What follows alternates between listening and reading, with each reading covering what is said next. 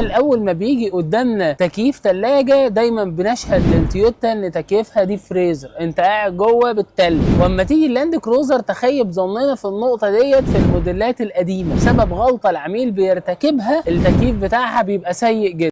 تعال نشوف ايه المشكله وازاي نتعامل معاها وتكييف التويوتا يرجع تلاجة. يلا بينا.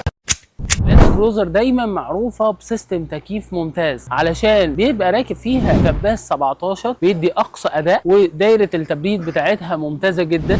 ولكن في الموديلات القديمه من اللاند كروزر في غلطه موجوده زي العربيات التريوس بالظبط، ما بيكونش فيه فلتر تكييف للعربيه. اي رواسب او اتساخات او رمله ناعمه من الجبل الثلاجه الداخليه بتتكتم خالص. ايوه حلوا المشكله ديت في الموديلات اللي بعد كده، ولكن الموديلات القديمه الثلاجه شبه بتتكتم وتتقفل مع الوقت، فتلاقي ان اداء التكييف سيء جدا وبعدها تشتكي ان الثلاجه اتخرمت. طبعا فكرنا كتير نحل المشكله دي ازاي، لان ان انت لازم تتجه وتفك الطابلوه علشان تنظف الثلاجه.